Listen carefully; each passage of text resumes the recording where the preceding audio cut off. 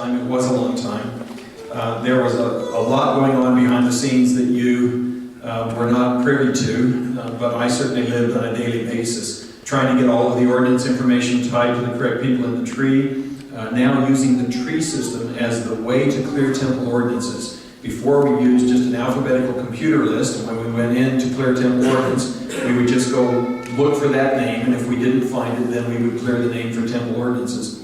Well, when you change that to a tree format, you completely change the technology. So think of it in terms of looking at a fingerprint or looking at a handprint. If we look at a handprint, we have all these other relationships that we can refer to in tree form. The other thing that it did for Family Search was that creating this family tree means that all of the other applications can suspend off the tree. So think now about walking into a cemetery and suddenly understanding how all of the people in that cemetery are related, because many of them, having lived in the same community, are related. And so because of the family tree, as we build new applications toward that, you will begin to see those relationships and how they come together. So the tree was the basis upon which we were going to build all of those other applications.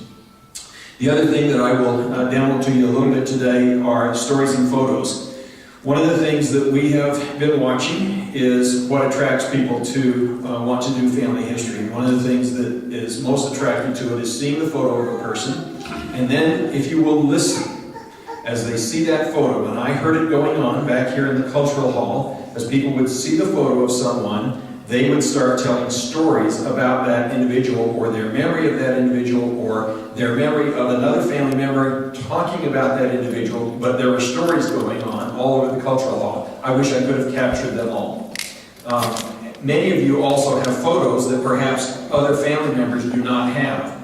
And contributing those to the family tree is a great way to be able to share those with other members of the family. So we'll look at that in just a minute. We have an interactive fan chart. We've tried to come up with ways and mechanisms where you can easily see the information that is lacking in the tree, or easily spot a family member that you want to identify and navigate up and down on that fan chart. Probably the least understood feature that we have in Family Search. When I took over the Records and Information Division in 2002, we hired a guy that came to us from the telephone support industry, and we tasked him with building a support organization for research assistants. At that time, we had a few people working at church headquarters where if you called in, you would get some research assistance. You have no idea the extent of this underlying support organization. You can call that helpline 24 hours a day, 7 days a week, and you will be helped in at least 10 different languages anywhere in the world. And so that whole system just pings off of the world, depending on who's up at the time, to get research assistance on those areas. There are 30,000 people that are volunteering within that support organization. It's a marvelous thing, but you can get live help as you need it for those things by going to that. And then, of course, we've changed the website. For those of you who've come to Family Search before and you've come recently, you've seen that it has a completely different look and feel. Okay, I promise that's the end of all the reading that you have to do. The rest will be fun. So I wanted to just go in and just illustrate to you kind of what's going on. So this is my pedigree. When you log in, you need to sign in, and then it will bring up your pedigree or what's been added there. And so I'm a descendant of Lauren Farr through Willard Farr, and my grandfather was named Lauren Miles Farr. The following example will be a little larger. So when you go to somebody on the tree, it will bring up this dialog box, and then when you click on it, it will bring up that person's page, okay? So one of the things that I want you to look there are the details now about my grandfather. You'll notice a photo of him, and then you'll notice a couple boxes to the side of it. One says photos and one says stories. And so you can go in now on Family Tree and you can add photos that you have in your collection, and you can start to add those to the Family Tree. So when you click on that, you will see 3 photos that I've added for my grandfather. One, he's there about age 21. One, he's there about age 5. And then there's one there with his father, Willard Farr, and Mary Ann Minnie Romney, which was his second plural wife, and then my grandfather and grandmother. And so those photos are on there now to where other family members can go in and they can see those, and they may or may not have ever seen those photos in their life. The other thing that you can do is you can go in and you can click on a person, and you can go in and you can add stories. And so in this instance, I went in, and before her death, my mother wrote a story about my grandmother, wrote her life sketch. It was something that I had my mother sit down. My mother was a storyteller. I wish I could have captured all of the stories that she ever told me about the family, but she was a storyteller. But before she died, I was able to get her to go in and write up the life sketch about my grandmother. And so I have posted that on the website under stories. And so when you add a story, you can go in and you can write that story. You can also go in and you can just start composing the story on the site. So you can push add a story. It will bring up a blank field, and just as if you're typing a letter, you can just start typing your story right there. You can leave off, you can come back, you can type it as you go, but you can add a lot of information about that. Now, one of the, what do you think the largest genealogical asset on the planet is? Any ideas? The largest what? What's that? The largest what? The largest genealogical asset, or the largest pool of genealogical data that we have. What do you think it is? Well, the family search. Family search? There's billions. Grand Mountain Record Vault? Billions, yeah. 2.4 million rolls of film we have. Guess what? The largest asset of genealogical information is living memory. What you've got. If I could just capture what you know about your family, we would have the largest genealogical asset on the planet. And so, stories and photos are a way to start capturing that genealogical asset. We want to know what you know about the family, and other members of that family need to know, and future generations need to know. So, when this infant in the back grows up, what will they learn from what you now know that you can add to that site? And so we want you to, and encourage you to do that. You can go to the fan chart, which will place you in the center, and then you can move it around. You can put other people in the center. You'll notice that a large portion of my family there are Farrs. My mother was a Farr. And so as you navigate around there, this happens to be, if you click on Willard Farr, it will bring up his personal page. And so you can go to the photos in there. I did not post any of these photos on my great-grandfather, Willard Farr. All of these photos were there when I went to the page. And so other people are contributing information. And if you contribute yours and they contribute theirs, pretty soon we have some really, really nice set of information and documentation about that person. And so we're encouraging people to start sharing those photos and stories and to get interested in their families and do that. I'm going to go back here for just a second and see if I can find it. Okay. You notice right here where it says like, pin it, tweet. When you post a photo or a story, you can post it to Facebook.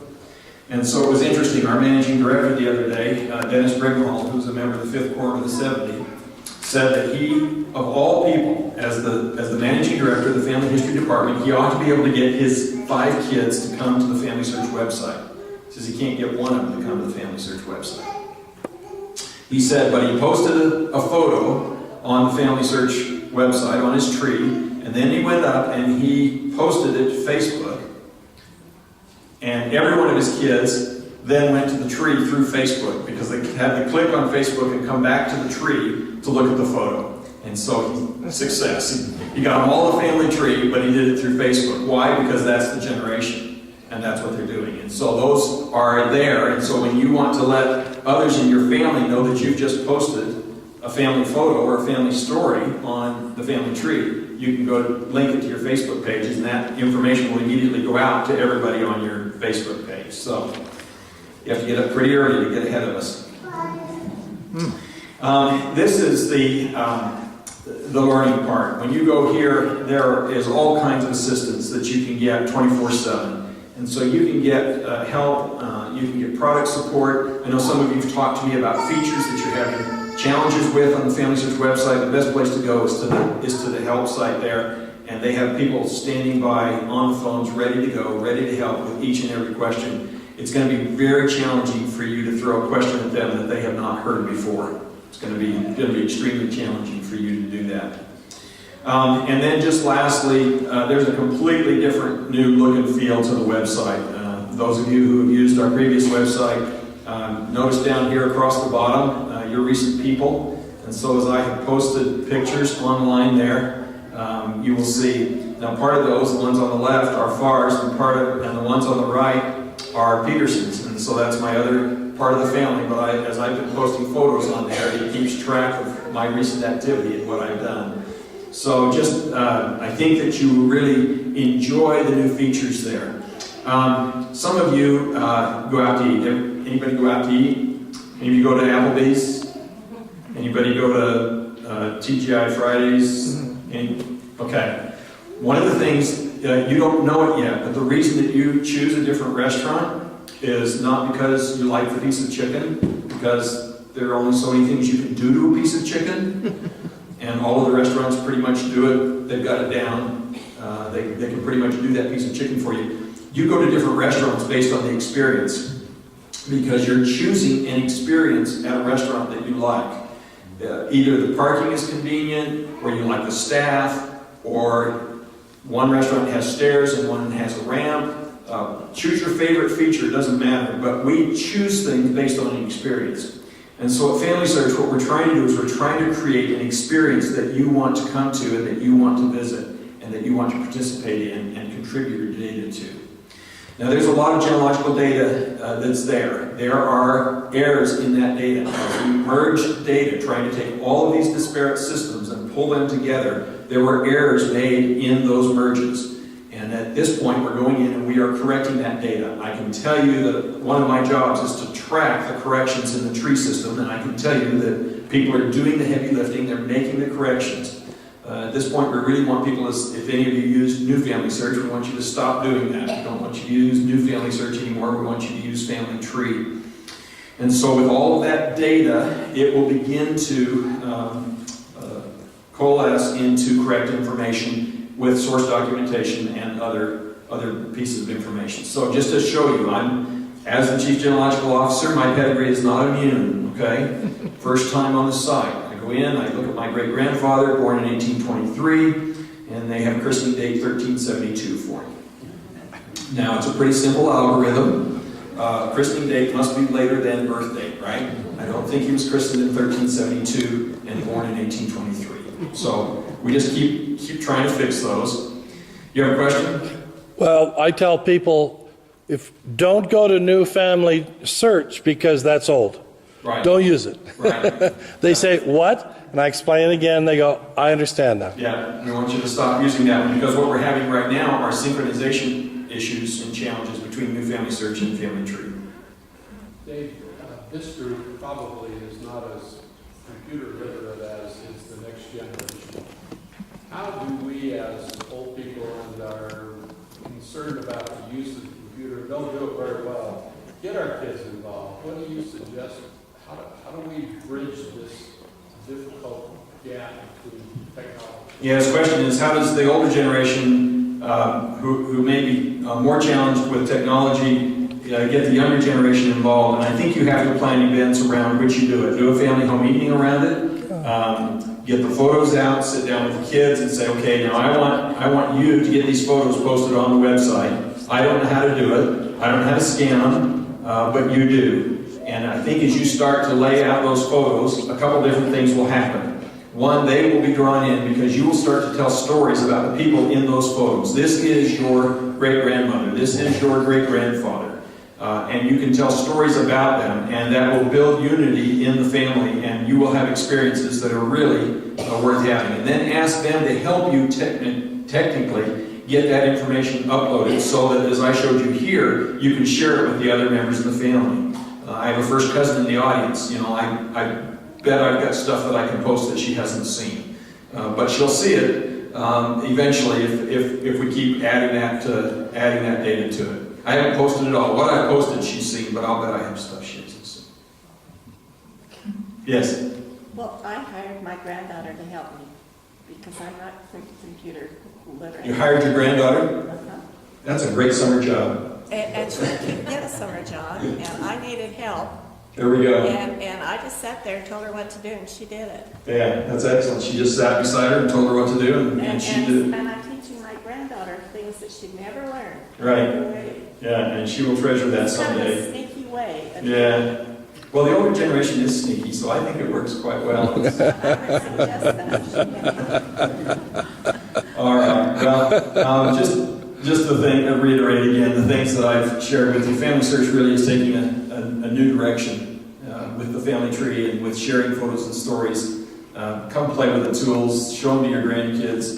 You can download and print that fan chart. You can put it on the wall. You can frame it. You can give it to your kids. You can let them know about it. Have them go, and certainly look for the live help there. There's a lot of help online that we have. And just enjoy the new site. So it's good to be with you. I'm looking forward to Tim's presentation. We're going to learn a lot about his deep dive into the research and learn more about the forest. Thank you very much. Thank you.